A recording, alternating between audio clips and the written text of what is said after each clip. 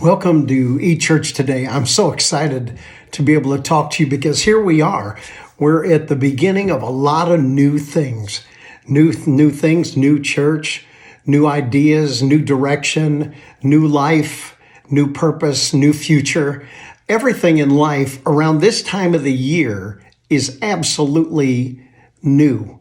Just brand new, as a matter of fact. And it seems like we can be at the beginning of the year and we can just kind of roll all of those cares off of ourselves and come to the place to where we're saying, okay, let's go at this again. We can do this. We made it last year. Honestly, there's proof that you made it last year. You really did. You made it. I want to congratulate you for making it. But this year, I want to teach you something that's going to be able to supercharge your life so that you can become everything that you need to become. So I want to just talk about this from this perspective. It's the resolutions that will change your life forever. Now, since this is eChurch, I want to just give you a little bit of what God had to say about that subject. In the book of Isaiah, chapter 43, verses 18 and 19, he said, remember not the former things. Another translation says, forget the former things. Don't dwell on the past. Don't think about the past. Do you realize that most of your future, it's really determined by the past? It's by what you've experienced, what you've thought, what you've allowed to come into your life. All of those things will really determine what's going to happen in the future.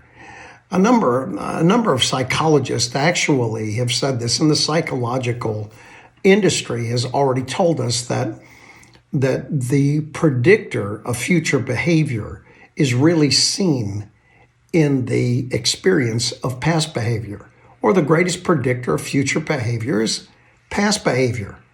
So don't remember the former things. Don't remember what you went through last year, your last decade, all those things.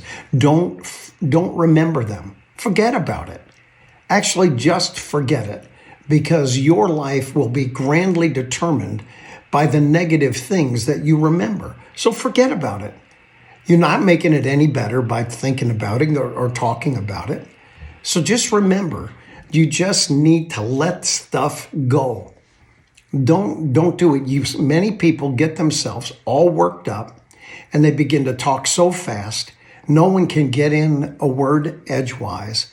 Why? Because they're dwelling on the past. They're dwelling on past behavior. They're talking about how they feel and what their emotions are. And that is the big thing right now. We've gotten out of facts and things that we really need to hold on to. And we've gotten into feelings. This makes me feel this way. This is how I feel. This is the way that it should be because I feel this way. But here we already have God telling us something completely different. He said, forget the former things. Forget about them. He said, don't even remember. Don't dwell on the past, or don't remember the things of old. He said, see. He said, see, look at this. He said, I'm doing a new thing. If you let me, I'll do a new thing if you let me. He said, I'm doing a new thing. He said, now it's going to spring up. You're going to see it. He said, don't you perceive the new thing that I'm going to do? No matter what, you need to just say, okay, I believe that. I believe that God's doing a new thing for me, for my life, for my family, for my friends, the people around me.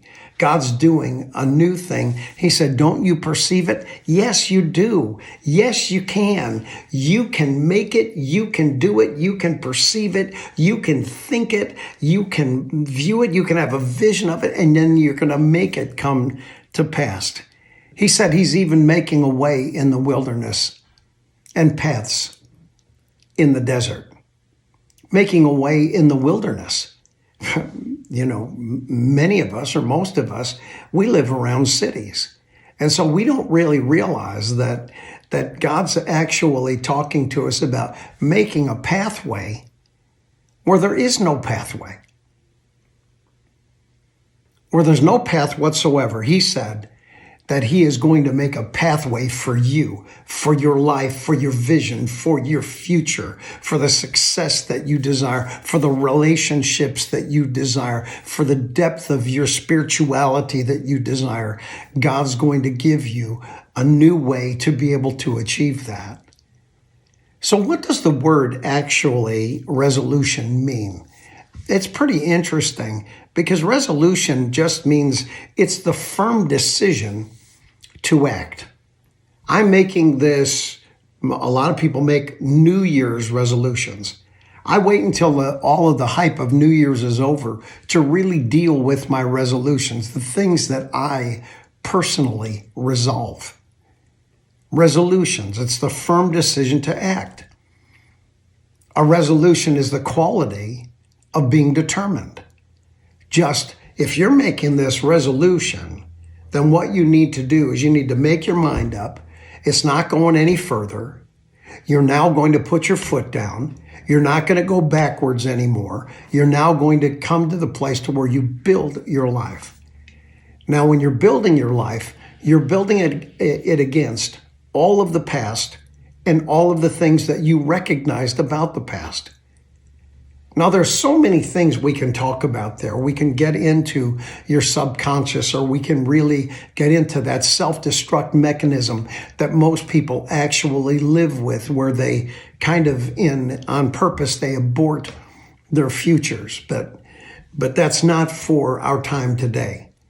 So I want to talk to you about these things you need to be resolved about.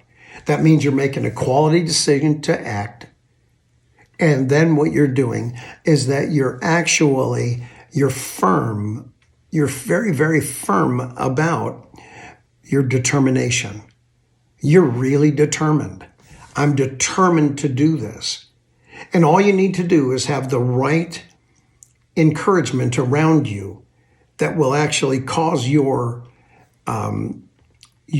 firm things that you've made, your resolutions.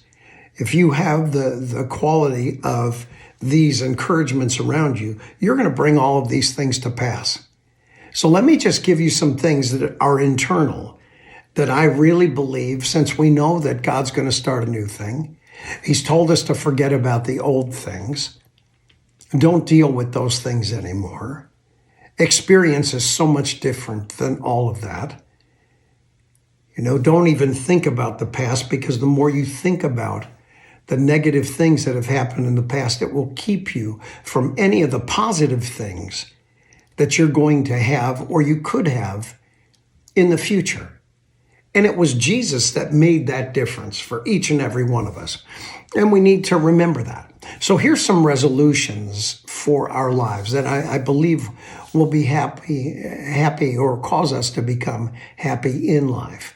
Number one is resolve to declare positive things over your life. Don't actually sit around thinking about how you can't, how you're bad, how you don't measure up, how that nobody likes you, how that it's not going to work out for you, and the list just goes on and on and on. What you do is that you recognize the most important story of life. The most important story of life is not the story that other people tell about you. The most important story of life is you telling the story about yourself. What do you say to you when things are tough? How do you speak to yourself? What kind of things do you actually think about you when the lights are off?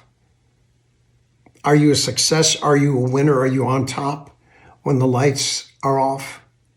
Or are you a person that's a loser, that things aren't going to work out for you, and the list goes on and on about all of those things? Which one is it that you say? Which one do you believe? Do you believe the story that other people say about you? Or do you believe the story that God has said about you? So number one, in your resolutions is resolve to speak positive affirmations over yourself. Resolve it. Just resolve that. Do you know, there's a proverb in the book of Proverbs 23, verse number 7. He said, so then, as a man thinks in his heart, so is he. What do you think in your own heart? What do you think about you? It's that story again. What are you thinking about yourself? Then the second thing that you need to resolve is that you need to resolve to be a leader. And here's why. Most people that I know that are actual leaders, they really resist leadership until they get into their 30s. They resist it.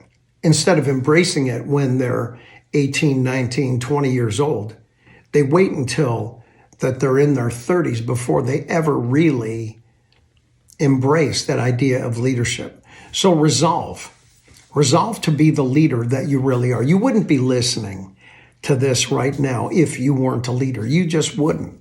There's no reason for you to do it because I'm interested in your success. I'm interested in you winning, in your family winning, in your business prospering. Why is that? Because that's what God's interested in. Now, yes, of course, we want to win the world for Christ. That's really true. Yes, of course, we need to be able to have the behaviors, the biblical behaviors. Yes, that's true. But after that, after we win the world for Christ, and after we have our behaviors in their proper perspectives, then what's next? One of the things that, in my estimation, that the church world has never done is that they have never taught people how to live. They've taught people how to die. They've taught people how to be passive and mediocre. But they've never really taught a person how to be able to live and be successful and to establish the kingdom of God in their lives and in their environments. So number 2 was resolve to lead others. Resolve. And remember, your example of leadership is the only thing that they'll ever see. Do you want people to respect you, to look up to you, or to look down on you? Which way is that? So you resolve to lead others because you're going to lead them in the correct way. It doesn't mean that you take ownership or you are a single totalitarian government that's just telling everyone else what to do. You don't need to be critical and you don't need to be judgmental. But what you need to do is you need to lead by the examples of good decision making, of right behavior, that you're actually displaying. And when you do these things, people are going to begin to follow you because they can trust you and they can respect you. Now, here's the third resolution that we want to make here at this time of the year. The third resolution is you need to resolve to spend time in prayer and in meditation. If you want to get rid of worry, if you want to get rid of agitation, if you want to get rid of freaking out all the time, slow down. Begin to meditate. Have the things that you meditate on.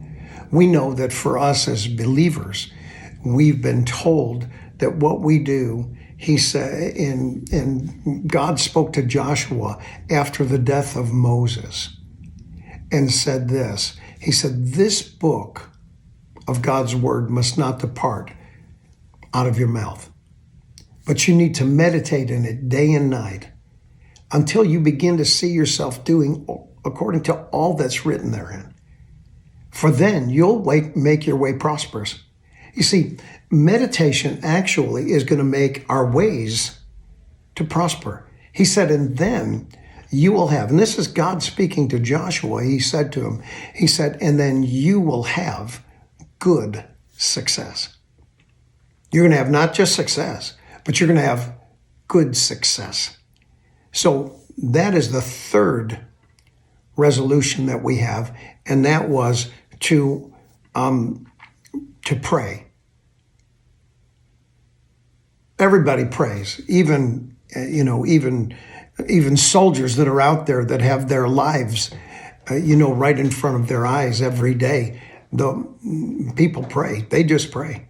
But spend your time in prayer. He's your Father. He'll listen to you. And He answers prayer. So spend time in prayer and meditating. Find something that fits your personal experience. And then that's what you think about. Go sit down in a chair somewhere, not talk to someone for a while.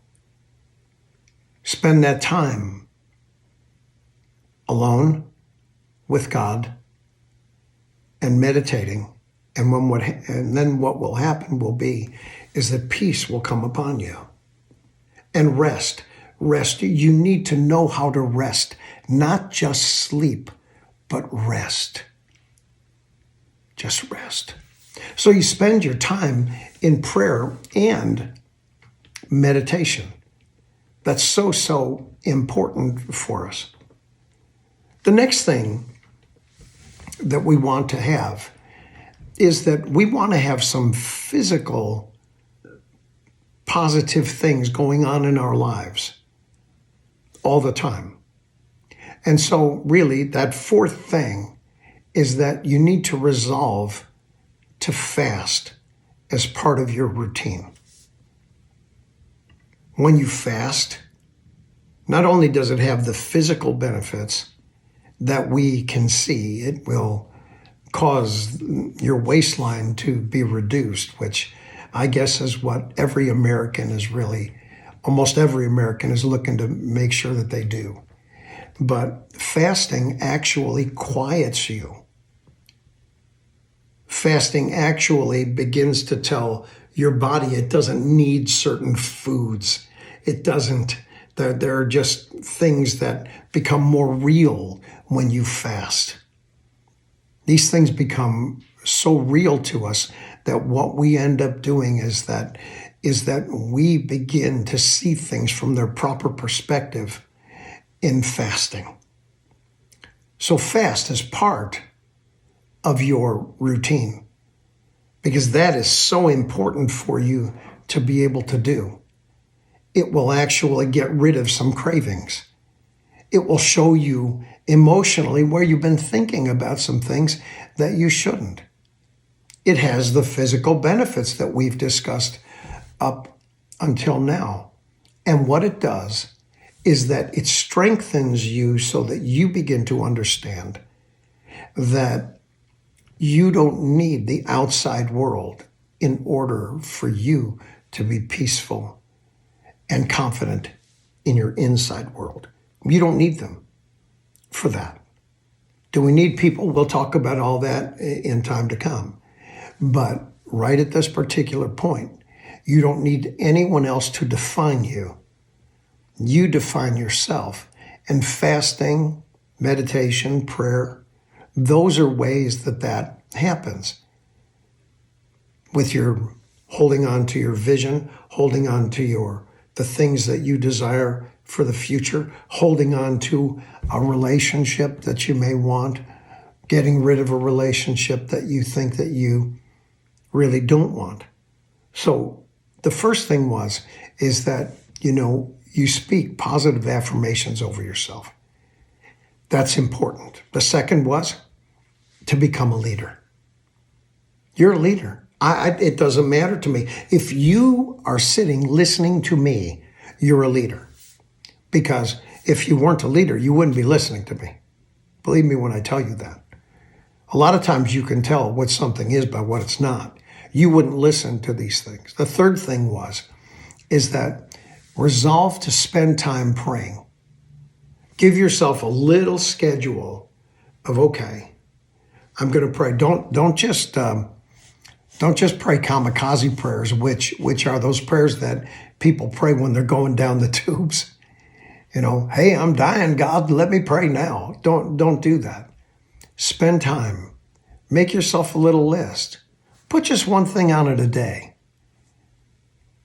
And let it be something that you go to God about and you you face off with life with Him. You meditate about the positive things of your life, about the things that you desire. You think about them all the time, because in order for you to get them to come to pass, you need to think about them.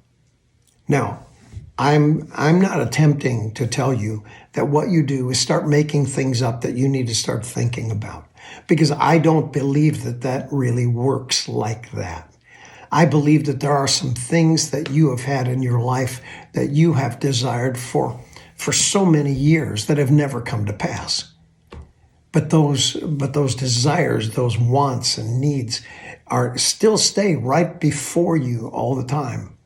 And so you slow yourself down, pray about those things, meditate about them, let them become big in your mind, and then you fast as part of your routine. Start saying no to yourself. Start telling yourself it's not going to work. That's not going to happen. Now, the fifth thing about these resolving to just be determined, the fifth thing is resolve to help others. One of the things that I've noticed is, and sadly, this part of this is truer than I want it to be. People more often now in the world in which you and I live are not really willing to help people. They're not willing to serve others. They're not willing to do that. But in order to build a successful life, you need to make the resolution that you're going to serve others and you're going to help others. You're going to help the unhelped. You're going to bring fortune to the unfortunate. You're going to serve those who are in leadership positions. Why is that? Because you do not get chosen for upper level responsibilities without serving those that have been inside of those positions for some time. Really, resolve to help others. The people that I know that help others and serve others and all of those things that kind of go along with that, I want those people around me. People that don't serve and they don't help others, I don't really have a tremendous amount of time for them. And I wouldn't imagine that anyone else did either. Because when someone is willing to help others, when someone is willing to serve others, it makes all the difference in the world. So resolve to serve others. Jesus said this about serving. He said that the greatest among you will become the servant of all of you. Now, that doesn't mean forever what you do is you walk around and get people cups of coffee. What it means is that your environment recognizes you as one who has fit into it and wants to take it to a whole nother level. Your environment will recognize your leadership. Then the sixth thing that I want to talk to you about resolving, and that is resolve. And this, more than any other one up until this time, I can tell you, is really important. Resolve to pursue right relationships with people. Just remember this. The reason why in our society that there are so many individuals that are actually come after they say something and someone reacts to what they said, the next day that they're actually they're posting some type of an apology. When the truth of the matter is they weren't apologizing for anything. The very thing that they were doing was actually coming to the place to where they just kind of got caught, or they thought, oh, well, no, I can't, I'll get canceled unless I talk about me being, repentant or remorseful over the kinds of things that I've said. And so the thing that you need to know is that you need to pursue right relationships, because when you don't, that person that makes that statement, they can be canceled. But if you pursue right relationships, no matter what anybody says about what you say, it will make no difference, because they didn't make you, so they can't break you. Pursue right relationships. Relationships that have a mutual benefit, that they will not only benefit you, but you also will benefit them. How can I benefit them? Many times, the only way that you can benefit another is by thanking them, by you speaking positively about them, by you raising them up in the eyes of the people that are around them all the time. Maybe what it is that you can say some good things about that individual to their children. Because if we don't have anything, we don't have people that, attempt to be able to encourage our kids. And many of us who choose to pursue right relationships, and we lose relationship with our children in many times. So maybe all you can ever do is you can just speak into the life of someone's child. That you can take them out and you can say, man, your dad, your mom, they are just so awesome. And begin to show that you really want the best for the people's lives whom you are pursuing. Do you need to pursue someone on the job, a mentor, the right mentor in your workplace? Do you need to pursue right friendships? One of the things that people have kind of known and from me is about my circle of friends. And everyone's got a circle. So in my circle, I don't necessarily like everyone in my circle. I like their character. So just because a person may rub me the wrong way does not disqualify. It doesn't disqualify them from a relationship with me.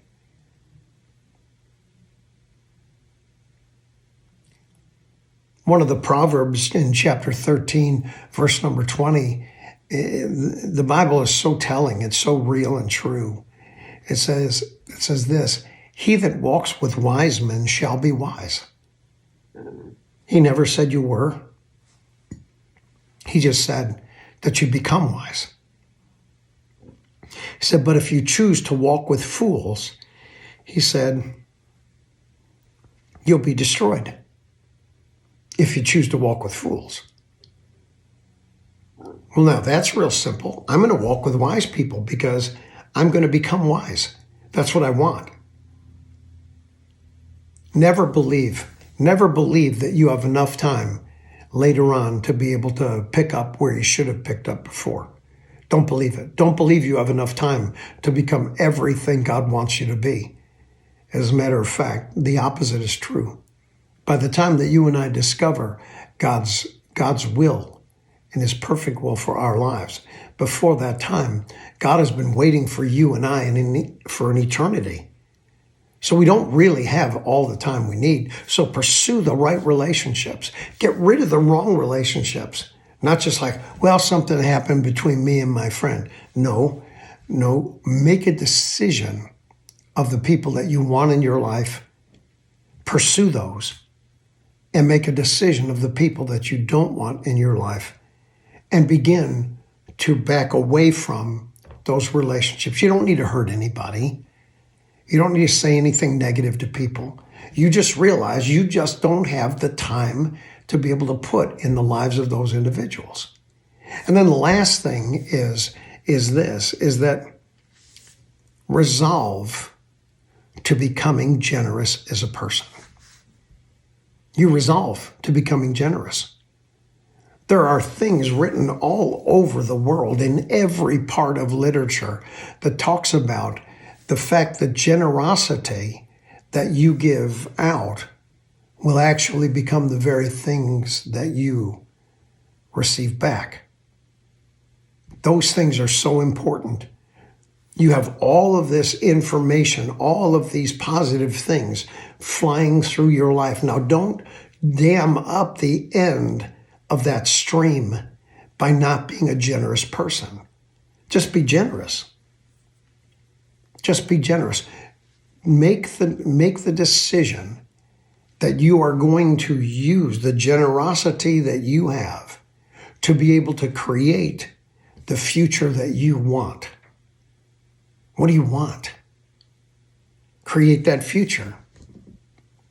Create it. It's so important. Use what you have in your hands to create what you desire in the future. Isn't that what we all do for anything? Anything that happens, we all do that every day with things. Our future in relationship with someone is really kind of determined by how we treat them, how we speak to them. Well, really? Yeah, that's exactly right. So all of it comes down to the generosity of your words, the generosity of your affection, the generosity of your hard work ethic, the generosity of when people need something that you're the one who's there to be able to get it to them. Well, that's enough for today. I just wanted to be able to give you things that you can resolve in your life to get them done. When you have these things as just kind of like the foundation of your life, what you're going to discover is that so many other parts of life are now ready just for who you have already become. I'm excited about that. But none of this would ever matter at all if, in fact, that you did not have a relationship with Jesus Christ. The number one thing, no matter where you go, no matter who you listen to, it's so funny, no matter who are the professional, the sports individuals, the athletes that are pursued, almost every one of them is a believer. They believe in God. They believe in Jesus. You find that as soon as they come off the court or come off the playing field, whether it be baseball, football, soccer, even hockey, that the moment that they come off their court, that they click right into being a believer in front of others. Well, it's the greatest thing that you can ever do. You think, well, how can I actually get in on this? How can I do that? It's simple. The Bible says that if you believe in Jesus, God will never turn you away. What do I believe about Jesus? I believe that God placed my sin upon the back of Jesus. And when he does, or when he did, when he placed it on Jesus' back, he took it off mine and he forgave me of all my sins. And I get that for the asking. I get it just because I asked God for it. And when I asked God for it, he gave it to me. So if you would like to receive Jesus Christ as the Lord of your life today, you can begin that journey by just repeating these words, this positive affirmation. Father, forgive me of my sin. I didn't know what was going on. Jesus Christ, I make you the Lord of my life. I believe in my heart God raised you from the dead for me. I am a believer. Now, if you prayed that prayer with me, right there across the bottom of the screen, I just want you to actually call that number, and I'm going to get some things out to you because I'm interested in what happens to you in the future. Become a part of God's family. But also, one of the things that is important for us here, we began to speak about our generosity. And so this generosity needs to go around the globe, around the world. So if you'd like to give today, I'd like for you to check out our app, our eChurch Global app, or what you can do, you can see below, and where you can text us, or where you can actually get the giving link that we placed in the chat. And up until next time, I want you to always remember that God will deliver you.